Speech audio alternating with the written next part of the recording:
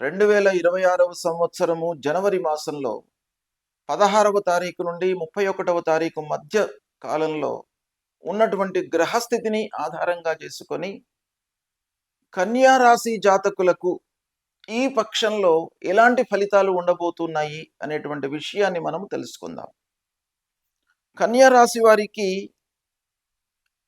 ఈ పక్షం లోపల ముఖ్యమైనటువంటి గ్రహాలు ఏ స్థానాలలో ఉన్నాయి?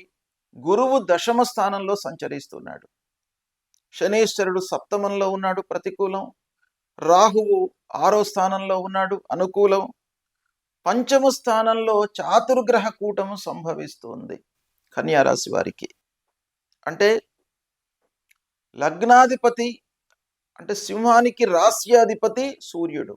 సూర్యుడు పంచమంలో ఉన్నాడు. తర్వాత దశమాధిపతి పంచమంలో ఉన్నాడు.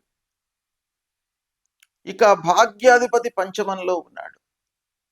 ఇలాంటి 4 గ్రహాలు పంచమ స్థానంలో ఉన్నాయి. అయితే తృతీయ అష్టమాధిపతి కుజుడు కూడాను అష్టమంలో ఉన్నాడు, అంటే ఈ పంచమంలో ఉన్నాడు. ఇలాంటి 4 గ్రహాలు పంచమ స్థానంలో ఉండడం మూలకంగా కొంత మనకు అనుకూలత ఉంది గ్రహస్థితి మూలకంగా. అయితే ప్రప్రథమంగా మనము ఉద్యోగస్తుల విషయం ఆలోచించినట్టయితే ఆల్రెడీ ఉద్యోగం చేస్తున్నటువంటి వారికి వర్క్ ప్లేస్లో కొంత సంతృప్తి ఉండేటువంటి అవకాశాలు ఉన్నాయి. అయితే వర్క్ లోడ్ మట్టుకు పెరుగుతుంది. ప్రొఫెషన్ పైన గురువు ఉన్నాడు కాబట్టి మీకు గుర్తింపు లభిస్తుంది. మంచి అవకాశాలు ఇస్తారు యాజమాన్యము, హయ్యప్స్. తద్వారా మీ స్కిల్స్ను ప్రదర్శించుకోవడానికి మీకు ఒక అవకాశం లభిస్తుంది ఈ పక్షం లోపల. దాన్ని సద్వినియోగపరుచుకున్నట్టయితే మునుముందు మీరు మంచి స్థితికి ఎదిగేటువంటి అవకాశాలు ఉన్నాయి. ఇకపోతే ఈ చాతుర్గ్రహ కూటము పంచమ స్థానంలో సంభవించడం మూలకంగా వ్యాపారస్తులకు ఎలా ఉంటుంది అనే విషయాన్ని మనం చూసినట్టయితే వ్యాపారము లాభసాటిగానే కొనసాగుతుంది.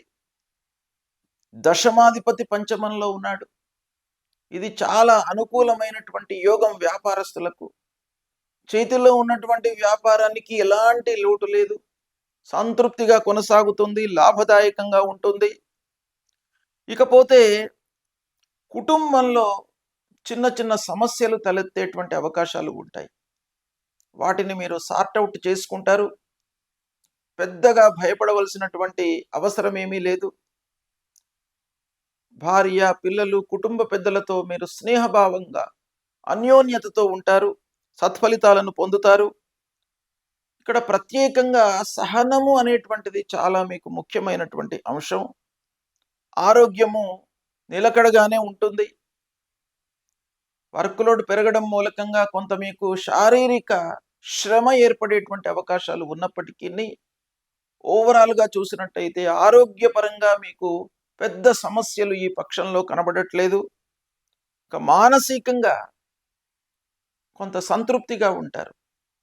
అంటే పనులు జరుగుతూ ఉంటాయి. ఆర్థికపరమైనటువంటి లాభాలు అంతగా ఉండకపోయినప్పటికీ, అంటే మీరు ఎక్స్పెక్టేషన్ చేసినంతగా మీకు లాభాలు లేకపోయినప్పటికీ పని పూర్తి కావడము అనేటువంటిది మీకు ఒక రకమైనటువంటి సంతృప్తిని ఇచ్చేటువంటి అంశముగా ఇక్కడ కనబడుతుంది. విద్యార్థులకు సుసమయం. విద్యార్థులు కొంత మీరు జాగ్రత్తగా చేసుకున్నట్టయితే సత్ఫలితాలను పొందుతారు. ప్రయాణాలు లాభిస్తాయి. ప్రయాణాల విషయంలో మీరు ఒక ఆలోచించి స్టెప్ వేసినట్టయితే చాలా మంచి ఫలితాలను పొందే అవకాశం బాగా కనబడుతుంది ఈ పక్షం లోపల. ఆర్థిక విషయాలలో మట్టుకు కొంత జాగ్రత్తలు తీసుకోండి. ఆలోచించకుండా వెచ్చించడము, ఆలోచించకుండా మీరు ఇన్వెస్ట్మెంట్ చేయడము, ఇలాంటివి చేయకుండా కొంత జాగ్రత్తగా పూర్వాపరాలను ఆలోచించి మీరు ఇన్వెస్ట్మెంట్ చేసినట్టయితే సత్ఫలితాలను పొందుతారు. ఇక పెద్దల యొక్క సలహాలకు, సూచనలకు మీరు వాల్యూ ఇవ్వండి. తద్వారా మీకు చాలా మంచి జరుగుతుంది. సమాజంలో కూడాను మీకు మంచి గుర్తింపు లభిస్తుంది. ఈ విధంగా కన్యా రాశి వారికి మంచి ఫలితాలు ఈ పక్షంలో కనబడుతున్నాయి. కన్యా రాశి వారికి ముఖ్యంగా ఏంటంటే ఈ పక్షంలో కన్యా రాశి అధిపతి బుధుడు. బుధుడు పంచమంలో ఉన్నాడు. తర్వాత భాగ్యస్థానాధిపతి శుక్రుడు పంచమంలో ఉన్నాడు. కుజుడు తృతీయ అష్టమ స్థానాధిపతి అయినాడు కాబట్టి కుజుడు కొంచెం వీక్గా ఉన్నప్పటికీ ఉచ్చలో ఉన్నాడు. కాబట్టి ఈ చాతుర్గ్రహ కూటము కన్యా రాశి వారికి ఓవరాల్గా బాగా కలిసి వస్తుంది. దీన్ని సద్వినియోగపరచుకోండి. ఇకపోతే మీరు చేయవలసినటువంటి పరిహారం ఏంటయ్యానంటే శనికి సంబంధించినటువంటి పరిహారాలు చేసుకోండి. గురువుకు సంబంధించినటువంటి పరిహారాలు చేసుకోండి. గురువులను సందర్శించండి. దుర్గామాత దేవాలయానికి వెళ్ళండి. శివార్చన చేయండి. ఇవి చేసినట్టయితే మీకు సత్ఫలితాలు కలుగుతాయి. శుభం.